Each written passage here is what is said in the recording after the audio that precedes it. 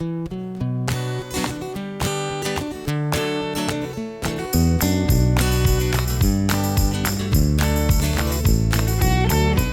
the Underpowered Hour. On this week's show, we talk about JUE on YouTube, camels on bat, and new Defender trophy. Then Love It, Can't Have It, Surf Defender. And finally, Imitation Land Rovers Modern Edition. And now, here's the show.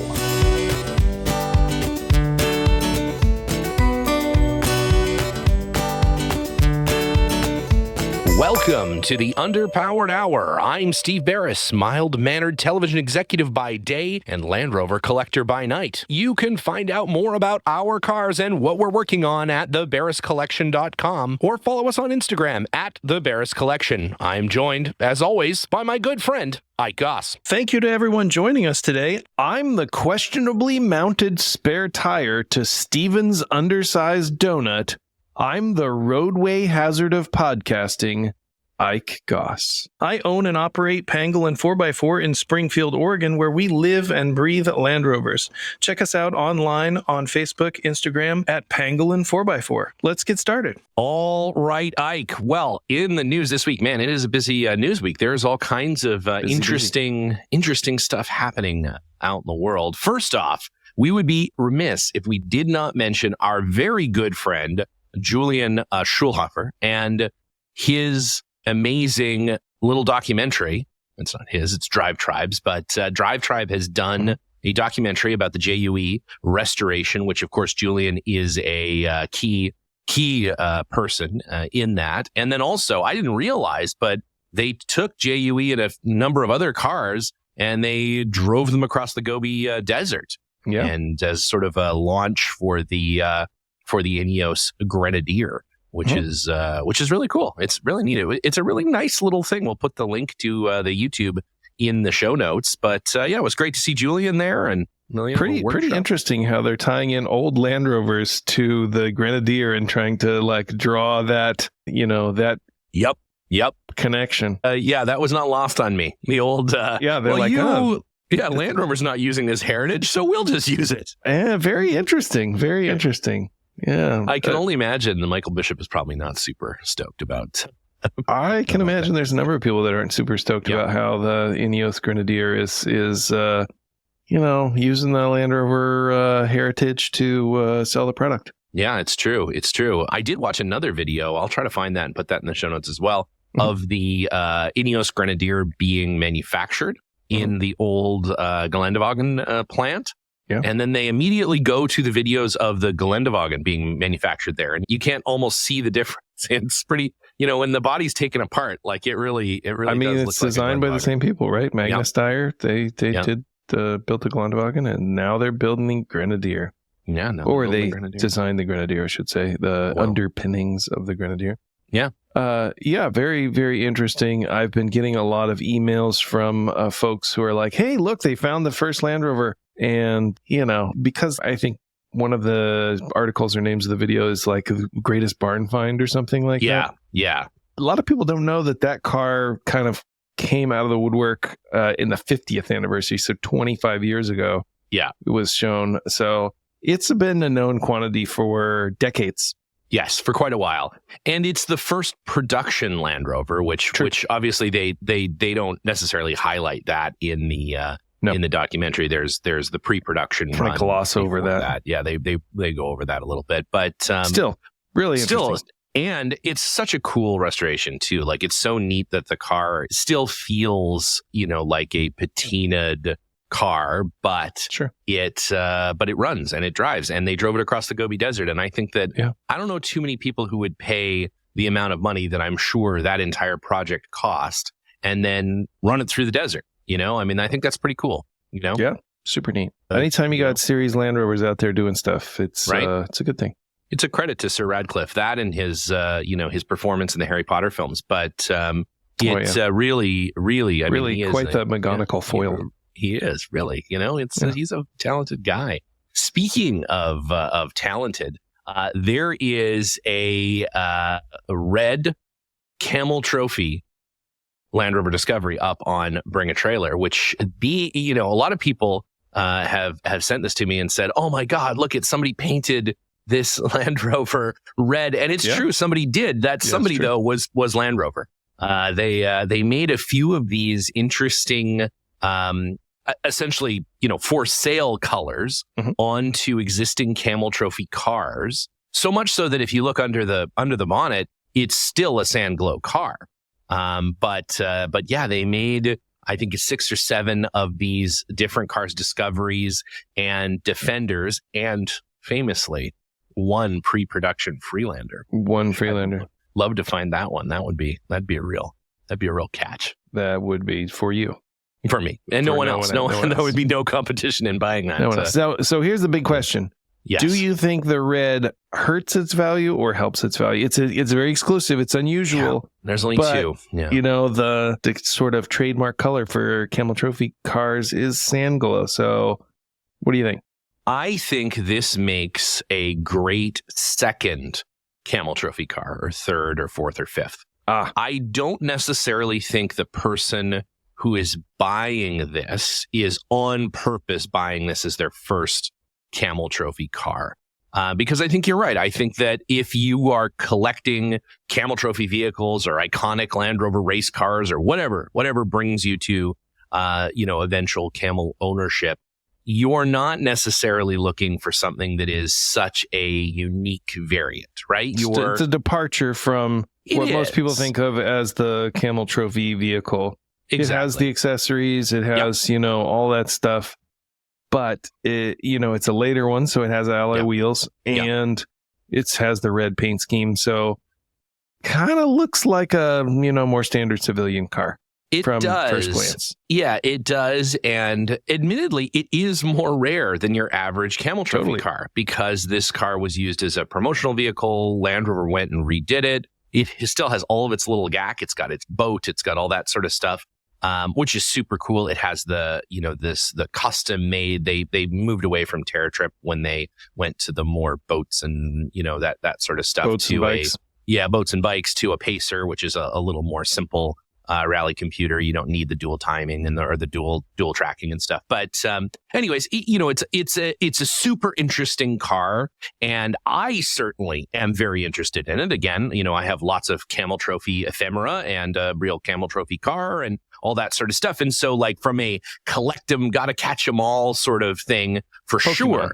Yeah, it's a bit from a Pokemon thing. This is like this is like a variant. This is Charmander. Of the Charmander. Yeah, this is, it's not necessarily the first one you want, though, right? So that being said, I think that's kind of reflected in the current price. Now, again, we're, I think, about 2 hours away as we're recording this on Friday morning. We're about 2 hours away from the auction closing, and it's only at $20,000. I don't know if there's a reserve on it or not. I have to say, that's not super clear on the old Bring a Trailer. To me, I'm sure people who know, I called Dan and he'll be able to tell me exactly. But I don't know. I think it might be hurt by the fact that it's a red one, because I think immediately you have to explain it, right? It's not something where you look at it and you're like, whoa, that's a Camel Trophy truck. I want that. Or that's the red one. Yeah, you're like, oh, it's a red Camel Trophy truck. If obviously and you're like, oh, cool, it's one of the 2 red ones. But if you don't know, and I think a lot of, the excitement and the bidding up on Bring a Trailer comes from people who are just sort of passionate, bidding on things that they think are cool. And, given that, yeah, I think it's probably a little undervalued. Now, I don't know what they paid for this car originally. I'm not sure. I know at one point Phil Bashel was talking about this car or had this car or something. There's 2 of them, so I'm not sure which one this is, but they still show up at shows all the time. The members of the Camel Trophy Collectors Club have the Camel Trophy Club in the UK have certainly owned these vehicles. There's also a dark blue one, I believe, and then there's a the Kalahari yellow one, the one that's like the AA yellow, the standard Land Rover yellow one. There's a yellow one as well. That yellow one I've never seen. I don't maybe that one didn't make it, but I've seen the blue one and I've seen the red one. I've seen one of the red ones in person. I'm not sure if I've seen this red one. This car did used to be in the UK and now it's over here in the US. So yeah, it's kind of cool. I don't know. if it's going to fetch the $150,000 or $100,000 that some of these previous Camel Trophy cars have. I tend to think no. Only time will tell. What do you think? These auctions tend to, jump up at the very last minute, and there's obviously a strong interest in Camel Trophy cars that you've seen over the last few auctions for these vehicles. But I don't know. I'm not a Camel Trophy expert. I wasn't really familiar with these repainted camel cars. I suppose if you were, if you were so inclined, you could revert it to sand glow. It was sand glow originally, I guess you could. So you could. It was. Make it sand glow originally. Yeah, if you wanted to, you could put it to an earlier time in its history. I think there'd probably be some uproar over that. I'm sure someone would not be pleased with you. But hey, it's your car. You do whatever you want. Yeah. What do you think the closing price on this car is going to be, if you had to guess? I have no idea, but if I was to spitball, I'm going to say 55 grand.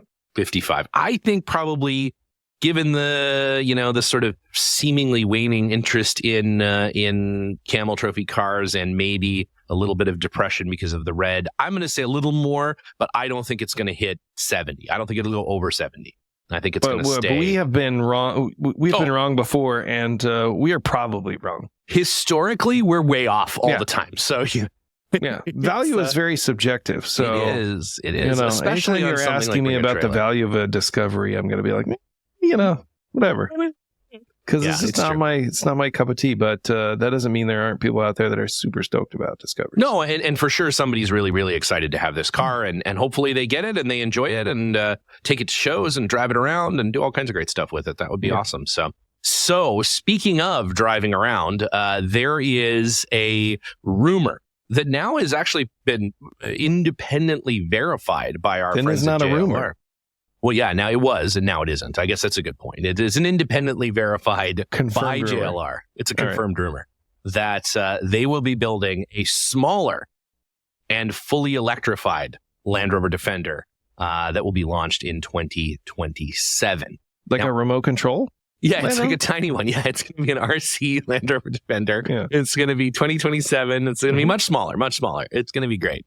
And it will come with a 1/6 scale Jerry McGovern that you can put Jerry in there and he'll... I love it. Yeah, it's going to be great. I love it. Now, this is something that they've kind of talked about since the launch of the Defender. They envisioned, the Defender as a brand with various submodels, much in the same way that Ford has done their Bronco. There's a Bronco Sport. Yep. Well, Land Rover is releasing their own smaller Defender, and what are they calling it? What are they calling it? Small Defender, maybe the Freelander. I don't know. Think they're calling it a Sport. Defender Sport. Oh, Defender Sport. Yeah. I think they're calling it a Defender Sport, which they have used that moniker for other, models, the smaller version of other models, Range Rover Sport, Discovery Sport, et cetera, et cetera. So that's not really a surprise, but it's kind of weird that there's a Bronco Sport and a Defender Sport. Yeah. Now, traditionally, when Land Rover calls something Sport, it is usually a little peppier. Like the Range Rover Sport was actually when it first started. Yeah. Now, maybe not so much anymore. When it first started, it certainly, it had a big engine in it. It had big brakes. It had all the things that the big Range Rover was a little lumbering. And, it's just a giant, super heavy car. And that was sort of true when they went downscale into the Discovery. It was essentially just the Freelander, became the Discovery Sport. That's not any performance model at all. And so now I wonder, with the Defender being the Sport, if they're going to do a gas version. It sounds like probably not. I think it's more, it's not like Sport as in performance. It's like, hey, there's Sport. Hey, Sport? Yeah. It's emasculating a little bit. But I think Ford took a page out of that book and, named their Bronco, the smaller Bronco, the Bronco Sport. And now Defender seems like they're copying, but I really think the Land Rover stuff came first. There was also the Bronco Buddy and the Bronco Champ. Slugger. Both on the Don't forget Slugger. Yeah, those were all on the list, but they're like, you know what? We're going to go with Sport. Hey, there's Sport. Hey, Sport. So this is something that Land Rover has teased since the introduction of the Defender. They've envisioned it as a brand with various submodels and so forth. Yeah. And so they talked about it, and then they were like, "Oh, actually, we're not going to do that." And then now I think the chip shortage has eased, and various things have enabled them to maybe invest a little bit in developing this model. But I do like that they're, thinking about making a smaller Defender. I think that's cool. The Defender has gotten bigger. All the wheelbases are 10 inches longer. The 90 is 100 and the 110 is 120 and so on and so forth. The only one that didn't get any bigger is the 130. It's still 120. It's still 120, but the actual car is 300 feet long. 300 feet long. Yeah, it's a big car. But yeah, no, I think it's cool, and I think that it is sort of the 80-inch, as they were kind of there's sort of rumor about an 80-inch Defender that they were going to do this smaller. So this might be sort of something in that range. I don't know how big the wheelbase will be, but there's been some renderings floating around online that just I'm guessing it's going to be narrower. If I had to speculate, I'd say it's probably going to be 100 inches. Yeah, probably. Yeah. And certainly be, it looks like only battery powered. Like they may not make a gas engine variant of that car, which I think is great. That's cool. And this isn't for 4 more years. 2027, I think, is the scheduled release date for this. Yeah. So a lot can happen in that period of time. And so it still may not come out, still may come out. Who knows? May change. Batteries may be harder to get by then. Who knows? There's been a wild, spate of battery fires, both in, automobiles and scooters and bikes and these sorts of things. And some jurisdictions, especially those that are prone to fires, are like, this is a risk. This is a risk. Yeah. Some insurance companies aren't allowing, your homeowner's insurance if you have a bunch of electric bikes or something like that. I think a couple manufacturers, maybe Kia and Hyundai, have recommended that owners of their cars park them outdoors. Yeah, until they can fix whatever is going on. Until they can fix. Yeah, it's not great. It's not great. Yeah, you don't want that. You don't want that. I mean, I have to park the Land Rovers outdoors, but that's because of the oil. It's just, it doesn't, otherwise it would flood my garage. But it is interesting. I think that, I think an electric Defender is great. I think a small Defender is great. I think the idea of the Defender to me is still a bit of an adventure vehicle. Certainly the new one is super capable of, taking things camping, towing the boat, doing all the kind of adventure stuff that you'll do. Sure. I don't know that a small electric really fits in that space. I'm actually surprised. Well, I'm not surprised because the Discovery brand is all but extinct, but I'm surprised that it isn't actually a small Discovery that is the electric vehicle and that they keep the Defender as maybe a hybrid or something for a little while, just so that it is a little more adventure oriented. I think you're going to see in 4 years' time, the range of those cars going to increase pretty substantially. Just in the last 4 years, you've seen ranges, almost double. So that's true. I wouldn't be surprised if we saw that doubling again. Yeah. And if you've got a 200-mile range now, 400 miles, you could do a lot. You can do a lot. Yeah. Or, I mean, my F-150 has 350 miles. So you think 700 miles. For a premium model. Yeah. Yeah. For the big guy, for like the Range Rover or something like that, that's going to be all electric. And, that actually, I mean, I can drive from here to your place just about on one charge. Yeah, that's amazing. That's significant, right? Like that's pretty cool. Significant. That really opens up some doors, and there's certainly the charging stations, charging networks. Yeah. The cooperation between brands in charging is really improving. I did read an article recently about the Rivian. And great truck, fun to drive, really interesting car. Some of our good friends and customers work for Rivian. Obviously, they have a big presence in the Rebel Rally. Yep. So we kind of follow those folks and talk to a lot of those people. But recently I read an article about Rivian's eating tires. So, electric trucks are obviously very heavy. They have a lot of batteries in them. Batteries are heavy. Yeah.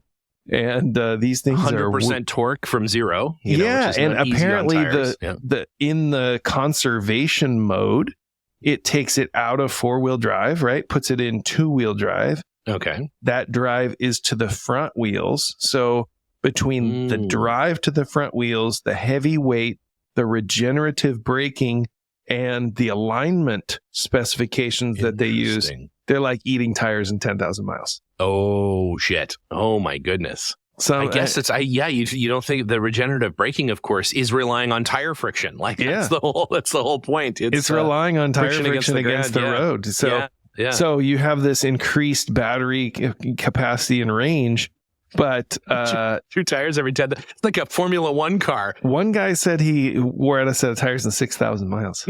Oh, no. Yeah.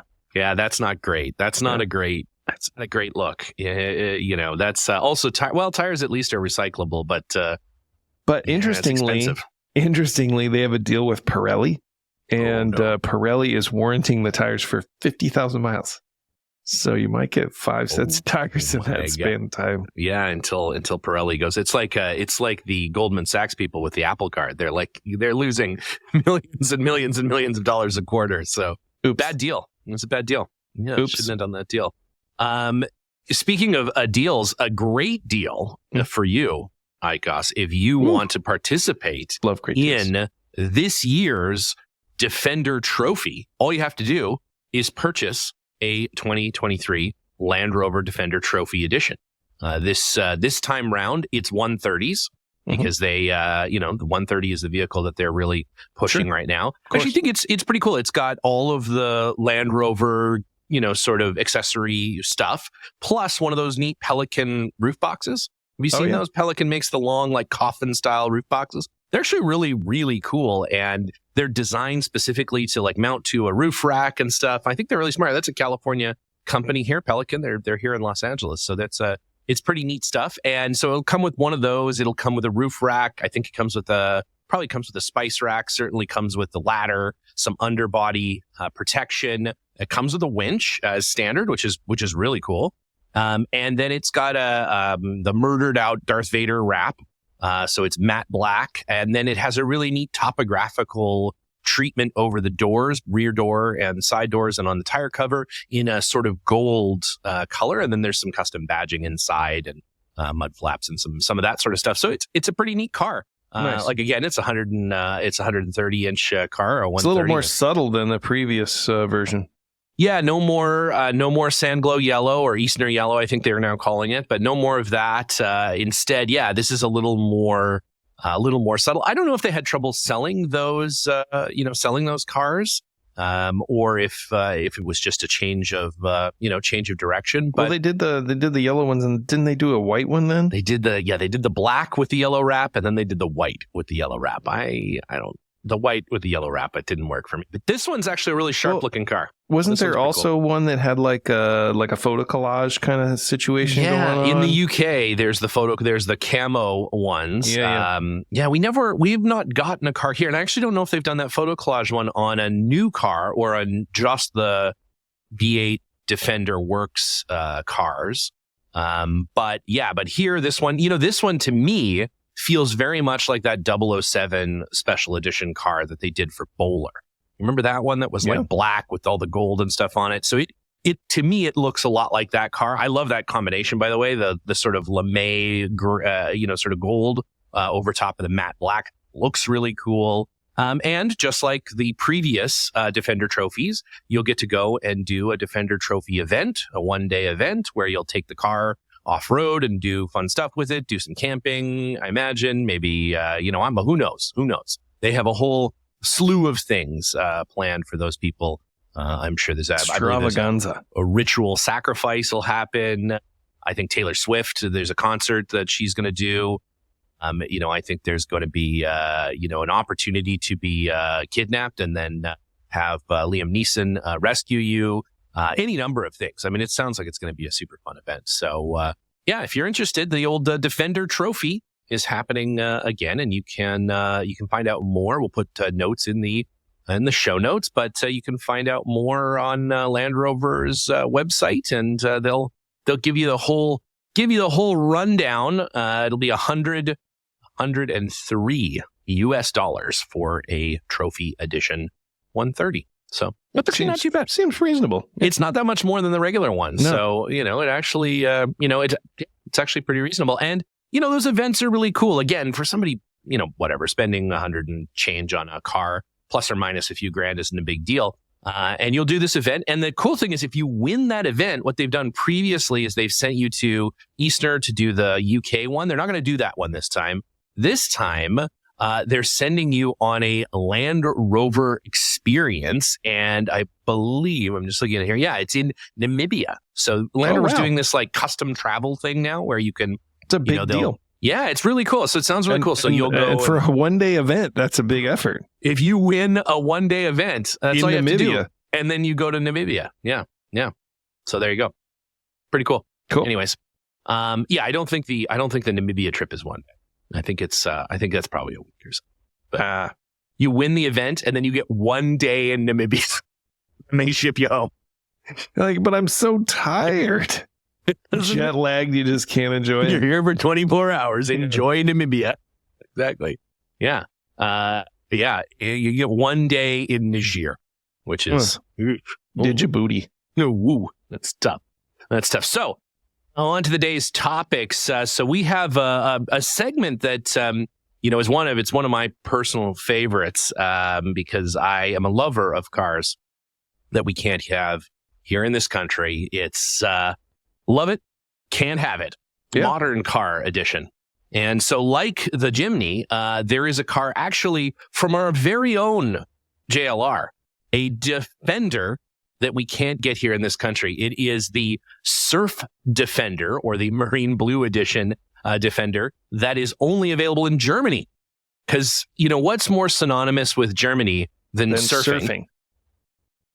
I don't understand that. I don't get it. I don't understand why. that at all. I don't know why. Let's release a Surf Edition Defender in a landlocked country. It is kind of absurd, but Underpowered Hour contributor and good friend Nick Dimbleby was there taking photos of this. I gotta say, it's a gorgeous car. Marine blue is one of my favorite vintage Land Rover colors. I had a marine blue stage 1, and it's just a great looking car. White roof, blue body, as it should be, with the white steelies and all the sort of stuff you'd want, plus a custom made Land Rover Defender edition surfboard, which I think the blue is the best color on the new Defender, if I'm being honest. And this marine blue is one of my favorite colors anyway. Yeah. I really like blue on the series cars, the RAF blue, the marine blue. Yeah. Great colors. Arles blue, I would say, is kind of in that family as well. Yeah. And it's kind of in between marine and RAF blue. All fantastic colors. And they look great on the older cars. And they look great on the new Defender as well. It does look great. Yeah. We'll link to some of Nick's pictures. But I have to say I like this more than the regular blue. I think they should ditch that darker blue that you can get right now. Which isn't bad. Don't get me wrong. It's not bad. I like it. It's a good looking car. But at least why not let the rest of the world have access to this color? Come on. It's actually a cool, like I said, it's a really cool color. So the German market Surf Defender, again, known for their surfing, the Marine Blue Edition. And it comes with a little plaque on the back that says Marine Blue Edition and a few other things, knickknacks throughout the car that denote it as the Surf Defender. So, and the big giant Defender surfboard. I couldn't find, conclusive evidence that it in fact comes with that surfboard. Or if that was just something that they put together for the photo shoot, but I'm sure you could commission one. I might get one, just a Defender surfboard. I don't need the car, just the surfboard. Are you a surfer? Not at all. No, not at all. No, I just think I would just think more things with the word Defender on them, that aren't a Defender. Lunchbox, maybe like a one of those porta-johns. All kinds of, and there's any number of things. So I was just looking this up because I was curious. Where do you surf in Germany? Apparently, you can surf in the Baltic Sea. Oh, well, there you go. Is it popular to do that? I guess when you are limited to the Baltic Sea, and you like surfing, that's where you go. Yeah, that's where you go. Mm-hmm. All right, that's fair, I guess. But not exactly a surf mecca, probably. It's not known for its. So, well, maybe it will be now, though. Maybe this will kick off a renaissance period in surf culture in Germany because of this vehicle. Yeah. I have no idea how many they're making. I don't think very many, probably, but in the world of Land Rover Defender editions, of which there seems to be an unending number, I like this one. This is a good one. I think we need to have a quiz on the show for our next guest, which is which of these is not an actual special edition Defender.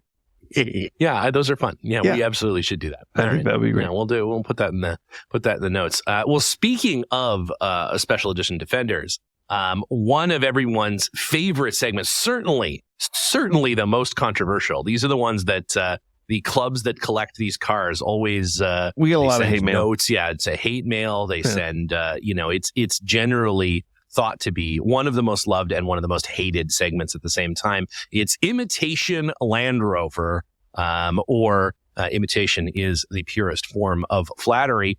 This though is modern car edition. Modern car edition. Yeah, modern car edition. First time, yeah. Land Rover's starting to see a lot of competitors use their silhouettes, shapes. The current front runner is the Grenadier. Obviously, they're using pretty much a Land Rover silhouette. But since Land Rover's not using it, they were like, "We're just going to probably get away with that." Go ahead and use that. That's also opened up, I think, Land Rover clubs around the world to using the silhouette of the Defender as their logo without fear of repercussions, because they fought it out in court. The Grenadier won, and there you go. So feel free to make T-shirts with that silhouette on it. But we are, of course, talking about the most modern of modern vehicles, two vehicles who have yet to actually debut yet. Mm-hmm. The first being just recently announced, and our good friend Jill Cimarillo was there at the launch event and went to some type of Toyota museum where they had a million different, super cool. And that's where they did the launch of the brand new 2024 Toyota Land Cruiser. Which, it's a good looking car, but man, just the right angle. You're like, is that a Defender? Is that a new Defender? There is one view in particular of this new Land Cruiser that's been circulating online, and it's kind of a mustardy yellow kind of color. Yep. And it's got the side boxes on the rear windows, just like the new Defender has. And the shape, the size, from that angle, it could be confused for a Defender Special Edition. Is anyone saying the killer feature of the new Defender is the spice rack? Like, who's the person saying that so much that all these other manufacturers are emulating? I mean, I don't think Great question. I don't think it's something that people are like, man, I couldn't live without. Honestly, to be completely honest, we lost the keys to our spice rack about a week into owning that car. Mm-hmm. They actually might be at your place because, that it spent more time in that first month at your place than it did at ours. I haven't seen them, but if I run across them, I will send them to you. Little Trek spice rack keys. Yeah, I have to rekey that thing anyways. We have no idea where it is. But at the end of the day, I don't know that there's a bunch of people saying, well, if only we had thought of spice rack first. Well, I would say that modern or recent releases from other manufacturers would say different. It would say different. I guess people are clamoring for that little box on the side of the car. On the outside. I still haven't found a good thing. You know what? If you have a good use for your spice rack, like genuinely, like something that you think Linus would accept, which is an incredibly high bar. But if you think that there's something that's really useful, let us know, because man, we'd love to have you on the show to talk about it, because I don't necessarily see the value of the spice rack, but there's got to be, I'm going to say maybe something smelly could go in there because it's outside the car, right?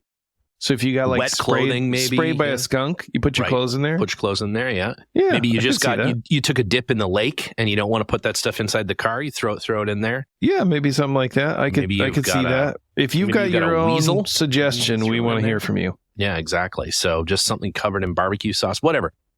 Now, on top of the Toyota Land Cruiser, which I have to say, I went through all the literature. I have to say, a lot of the features and things that you can get are very cool. A lot of the standard stuff that comes equipped on the car is really great. It's obviously geared towards being used off-road. But again, it's one of those things where you think about a Land Cruiser and, you don't want this giant sort of mega yacht SUV thing. And this is a big, heavy car again.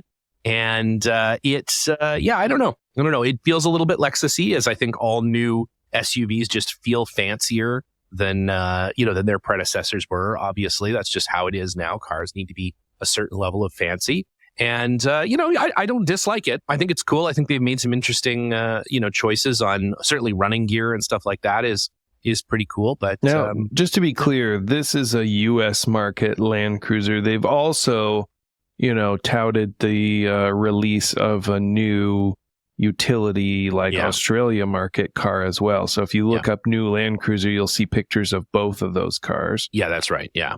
And but they won't be selling that utility one here in the U.S., right? So far as I understand. So the one that they're releasing here in the U.S., it looks like an FZJ80 that's like faceted. It's like pixelated. That's what it looks like. But, they're using some retro colors. So they have like a white roof with, mustard body or blue body. Yeah. And I think that Land Rover has the same sort of color schemes. So it looks a little Land Rover-y when you put some of those accessories and colors together, the, white roof with a, sort of vintage color body, and then some of those side boxes and things. It looks pretty Land Rover-y. It does look pretty Land Rover-y. I think Jerry would be proud. Jerry would be proud. Yeah, and by Land Rover, we mean Freelander. Yes, that's which one. Yeah, exactly.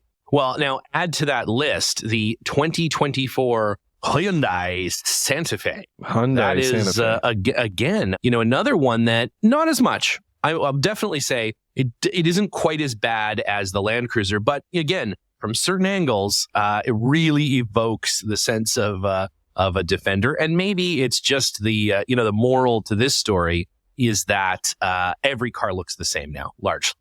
That they're all, you've got a thing that looks like an SUV, you've got a thing that looks like whatever the Discovery is somewhere in between, and then you've got like cars that all look like a modern 3 Series BMW, and that's sort of all you've got, unless you're going into like hypercars and things like that. Then they, apparently a Lamborghini doesn't have to have the same front end crash things as a modern sedan does for whatever reason, and they're still allowed to sell them. But so we should put some of the pictures of these cars in the show notes. We'll do it. Maybe we'll do a side by side comparison on the old Instagram. Yeah, I like that. The Santa Fe, though, it has sort of one common design feature of a lot of newer SUVs, which I honestly hate, is how they're pinched.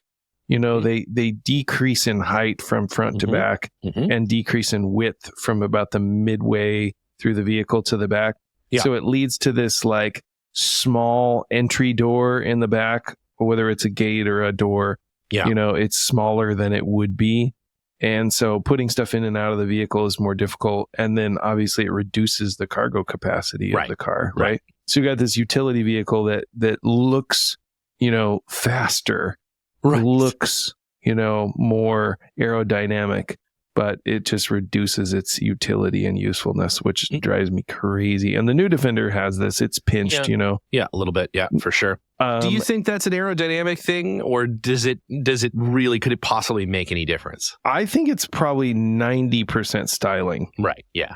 I don't think it, having that reduced area probably hurts its aerodynamic profile, but I think like a cow is more aerodynamic than most cars. So it's true. If you look at the wind tunnel testing on a cow, it's crazy. They're surprisingly aerodynamic. Surprisingly aerodynamic. But the Santa Fe, it kind of has that pinched appearance at the back. So that part's a little Defender-y. The, line of the grille and headlights is kind of Defender-y. And then, it's got big wheels and tires like the new Defender. It honestly, if you look at the picture in the 3/4 view, it has a panel behind the mid door that is very reminiscent of the signature panel on the Defender. One of certainly the favorite items that everyone has of the new Defender, the signature panel.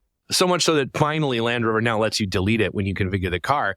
But yeah, it's interesting the things that these other manufacturers are copying. They're trying to make their own vehicles look more upmarket, right? Yeah. And if you look at the Santa Fe FEXRT concept, of course, it has. I can't tell whether there's side boxes or jerry cans mounted to the rear window. Something, but it has like the con bodies that we've talked about before, where they have like this sort of plastic bulging, wider stance look to them. Yeah. That car, the Hyundai Santa Fe, has a Con Edition signature panel. It actually stands proud of the bodywork. So that's exactly what you want. It's exactly what you want. You want the muscular signature panel. The Santa Fe also, if you look at the inside of it, that really looks Defender-y. The door pulls are very Defender-y. the center console is super new Defendery. Like it is with that it has every open section. It's really got kind of, it is almost one for one. The only thing that's missing is the parcel tray down the middle of the dash, which I imagine for your average auto manufacturer, having that parcel tray in there would be really tough. I mean, that is a really interesting Defender feature that they were able to make that negative space available to the occupants. And it's fun. It's a super cool, like, I think that's like the neatest homage to classic Land Rovers is keeping the parcel tray in the modern Defender. It's, such a, you got to shove all your crap up there so that when you have to slam on the brakes, it all comes flying out at you. It's real important to have that. That is what Land Rover ownership is about. Yeah. It's pretty handy. Yeah, for sure. So where would I keep my gloves and things in the winter and whatever else? It's heavy things. I could suggest a glove box. Yeah, no. I'm not just shoving them into the dash. I think that's the right place. Right there in the dash. Yeah, just right there. It's like a closet with no door on it. You just see all that garbage in there. Exactly. It's fantastic. It just collects like change and, ketchup packets and all kinds of stuff. I think Paper Jenna clips. recently sent me a photo that she'd accidentally dumped an entire iced coffee into the parcel tray and it was just draining down onto her foot. Oh, yeah. That did happen. But since it's metal and has no carpets, it doesn't matter. You can just hose it out. Doesn't matter. Just hose it out. Yeah. That's pretty funny, though. Yeah, that's good. I've done that many a time. I've spilled a drink into the parcel tray and it's pretty gross. Brutal. It's brutal. Yeah. Brutal.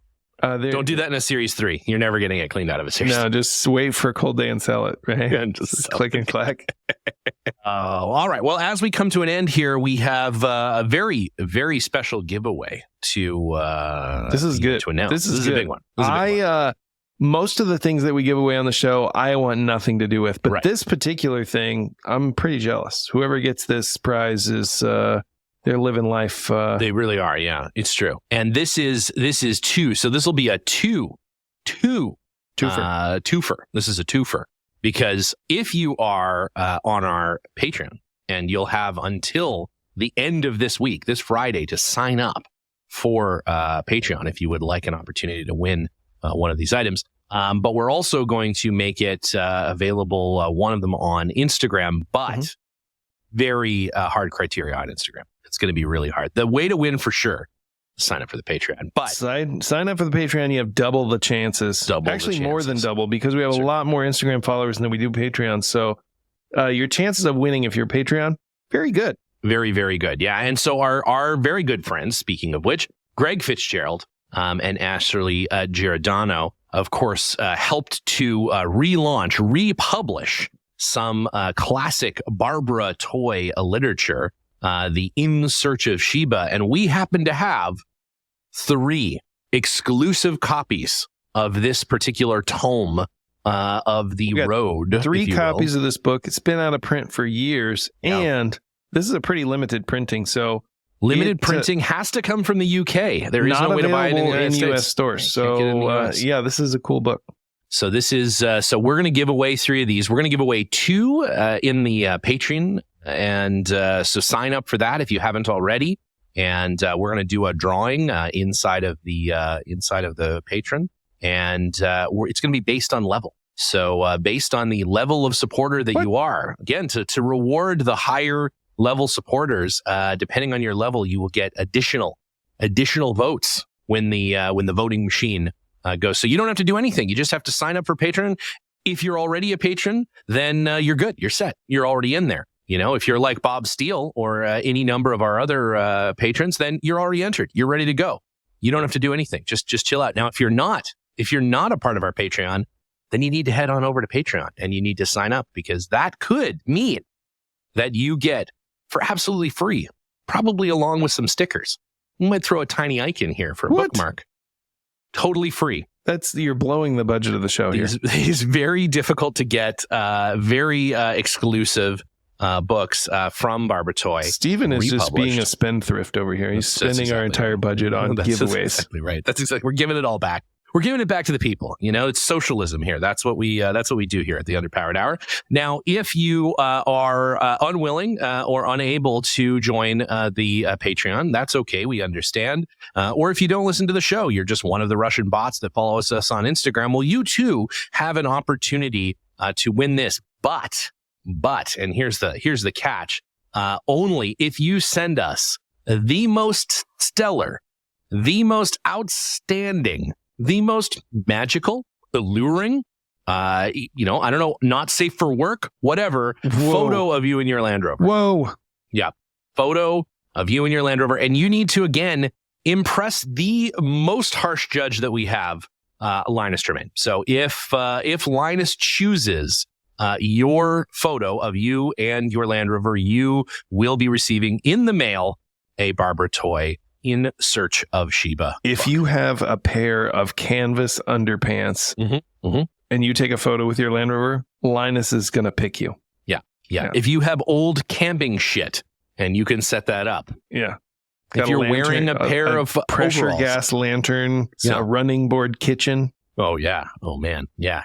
So we'll give that to you. That's the homework for this week. So this contest will close this Friday. So you have until Friday to get your stuff in, and we'll take a look at it again. If you're a member of the Patreon, you don't have to do anything. You've already done everything, and we really thank you for your support. That's what lets us do things like this. So you have until Friday, August 18th of 2023 to get your either join the Patreon or head over to the old Instagram and send us a picture of you and your Land Rover to be voted on by Linus, and we'll announce that live on the show next week. Looking forward to it, you'll man. know, That's you'll know if awesome. you won. So it's going to be great. So unfortunately, because of all of that Linus running board kitchen chat, we have run out of time for Ike's review of Nando's, but we will Not get to again. that on a future show. Until then, we'll talk to you next week. Adios, amigo.